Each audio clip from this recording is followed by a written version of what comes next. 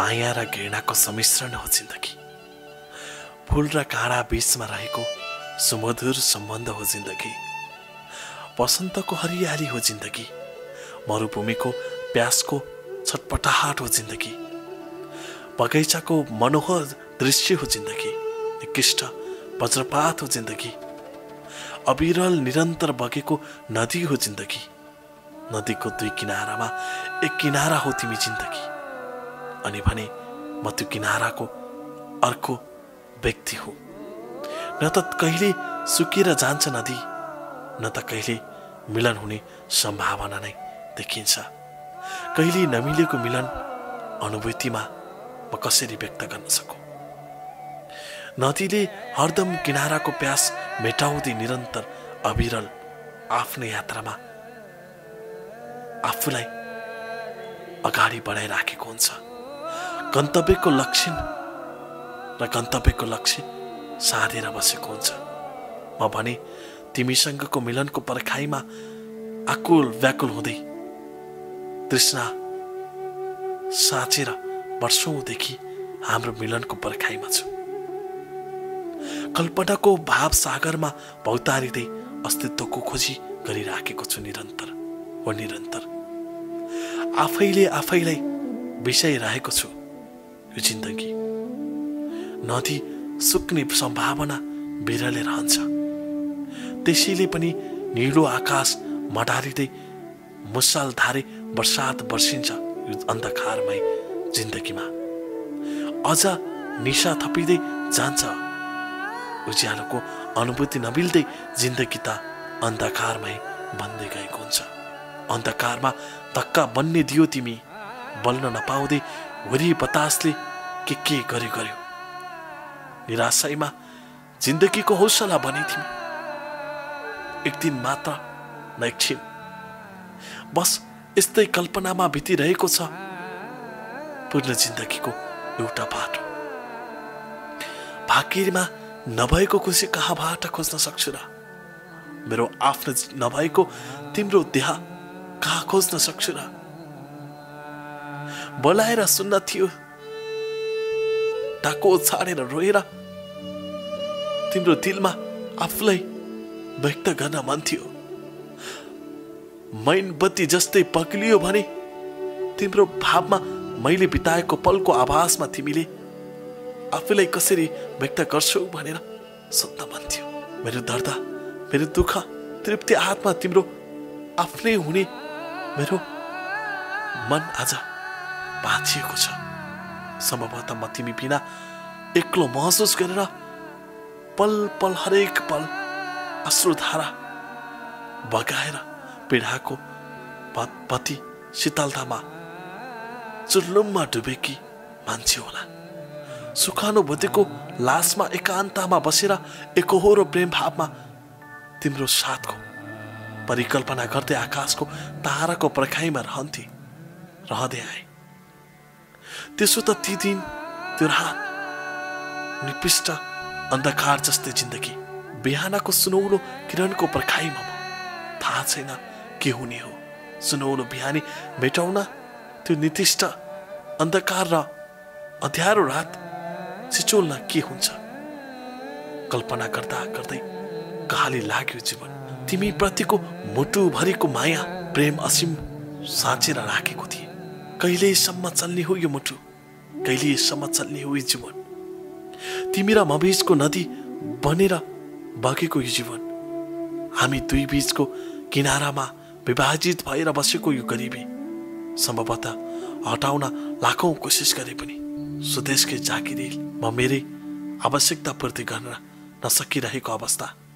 तिम्रो असीमित माग पूर्ति गर्न मेरो लागि समुद्रको गहिराईमा पुगेर मोती खोजेर ल्याउनु जत्तिकै थियो। छैठीमा तिम्रो नाम भावीले मेरो भाग्यमा लेखिदिएको थियो भने सायद यो अवस्था पक्कै आउने थिएन। यो दुई किनारामा जोडिदिने मेरो गरिबीको रेखा बिलाएसँगै कहाली लाग्दो निशब्द अन्धकार रातमा निदाउने प्रयत्न नै सुनौलो बिहानी मेरो पर्खाइ थियो। मेरो करिब करिब सर्दै थियो जीवन। निदाउन मात्र सक्दिन थिए तर आश गर्थे निन्द्राको कुनै उपाय आउँछ कि भनेर म आशा गर्थेँ। त्यही र त्यस्तै सोचाइले पनि म हर बखत प्रयासमा रहन्थेँ र छु। जब मनमा हुरीहरू बल्दो थियो, जब निदाउन खोज्थे, अनेकन शब्दहरूले आफूलाई झेल्न थाल्थ्यो। तिमीलाई गुमाउनुको परिकल्पना पनि आफूलाई छटपटाहटमा निहित गर्थे। आखिर जिन्दगी यात्रा न हो, यो यात्रा अलि पृथक, अलि अनौठो थियो। कल्पना गरे भन्दा बाहिर, गोरेटोमा चलिने पाइलाहरूभन्दा फरक। हजारौं माइलको यात्रामा आफूलाई चुम्दै पाइलामा तिमीलाई खोज्दै गरेको यो प्रेम अनि मनभरिको पोको पोखेर साथमा लैजान्दैथी आफूलाई। तिम्रो देह मात्र छोडेर समीपमा रहेर आफू दूर रहनु र दूर रहेर तिम्रो हरदम सम्झनामा तिमीलाई समीपमा राख्नु एक नौलो अनुभूति बटुल्दैछु। सोचे जस्तो हुन्न रहेछ जिन्दगी, खोजे जस्तो हुन्न रहेछ जिन्दगी। बिर्सन्छु भन्छु, सम्झनामा आइरहन्छ तिम्रो सम्झना, पटक पटक वरिपरि घुमिराख्छ। तिम्रो सामु हरेक खुसीहरू बल्झिन खोज्छ। नसकेको मेरो आँसुहरू सद्भावको रूपमा तिमीसँग व्यक्त हुन्छ। प्रेम प्रेम प्रेम, खै के प्रेम? अब म 7 समुद्र पारीबाट कसरी तिमीलाई दर्शाऊ कि चिच्याएर बोलाऊ भने तिमीलाई के भनेर बोलाऊ? के मेरो आवाज तिम्रो कानमा गुन्चिलेर? लाग्दैन। परदेशको जिन्दगी, आफ्नै गाउँ गाउँ छाडेर आउनुको पीडा बेग्लै छ। आफूलाई जन्म दिने आमा बाबा छोडेर आउनुको पीडा बेग्लै छ। तिमीले मलाई प्रेम गर्छौ या गर्दैनौ, तर मैले प्रेम गर्ने प्रिय दर्शिका छोडेर आउनुको पीडा बेग्लै। म कसलाई सुनाऊ यो पीडा? भन प्रिय दर्शिका। हरेक रात तारा गर्ने र बित्दैछन् मेरो जीवन। तिम्रै सम्झनामा यो मरुभूमि झैँ छटपटाइ राखेको म उदाठ व्यक्ति हुँ। न निदाउन सक्छु, न तिम्रो सम्झनाबाट भाग्न सक्छु। आज पनि 365औं रात यसै गरी छटपट्टीमै बिताउँदैछु। सपना देख्न खोज्छु, प्रेम बुझ्नेछु र सिरानीमा कुल्टी पारेर तिमीलाई कल्पना गरेर सन्देश पठाउन खोज्छु सपनामै। तर पुग्छ पुग्दैन थाहा हुँदैन। साल बिते, महिना बिते, वर्षौं बित्ला, जीवन खै कसरी बित्छ। छुट्टीका समयहरू समुद्री किनारमा गएर समुद्री छालहरूको हेराइमा अनि तिम्रो पर्खाइमा आफूलाई निष्ठताको रूपमा व्यक्त गर्छु। कञ्चन हिम नदी बहेर तिम्रो घर नजिकै पुगेको भए के हुन्थ्यो भन्ने लाग्छ। त्यही बग्न मन लाग्छ। तिमीलाई भेट्छु कि भन्ने आँसुहरू वरिपरि घुम्छ। मेरा निम्ति बस यही सोचका अनि यही बितेका पलहरूको सम्झना र चटपटीले आकाशका तारा हेरेर बिताउने क्षणहरू झन् बढ्न थाले। तिमी र तिम्रो बीचको यो दूरी अझ नजिक बनाउन पाए भन्ने सोचाइहरू बढ्थ्यो। गरिबीको त्यो नदी अझै यथावतै छ। थाहा छैन कहिले र कसरी हट्छ यी गरिबीको नदी भन्ने। रोदै होलिन् मेरी आमा पिँढीमा बसेर, बुढेसकालको सहारा खै कसरी सम्झेर। रात कसरी कटाएकी छौ आमा, दिन कसरी बिताएकी छौ। धन कमाउने आश लिएर आकाशमा उडेको तिम्रो छोरा गरिबीको रेखाले हटेको छैन। किनारामा सँगै 1-2 छाक आमाकै अगाडि आमाकै हातले खाएको त्यो अनुभूति खै कहिले गर्न पाउँछु आमा। 2 वर्षको ऋतु पार गरिसकेको छु।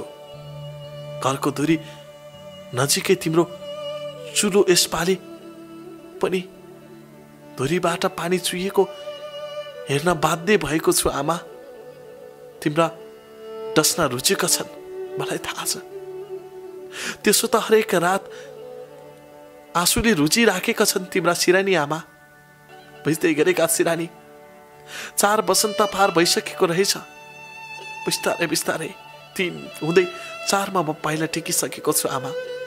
ढकमक्क फुलेका राता गुलाफी सिताम्मे हिमालले रङ बदल्दै गर्दा यहाँ त तिम्रो स्वरूप बदलियो न त मेरो स्वरूप। तिम्रो छोरा आज रोँदैछ आमा।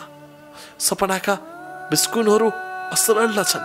शिशिर ऋतुको आगमनसँगै उष्ण तापको खोजीमा मरुभूमिमा समुद्री किनार खोज्दै उडेका चरीहरू तिम्रो रित्तो हातमा।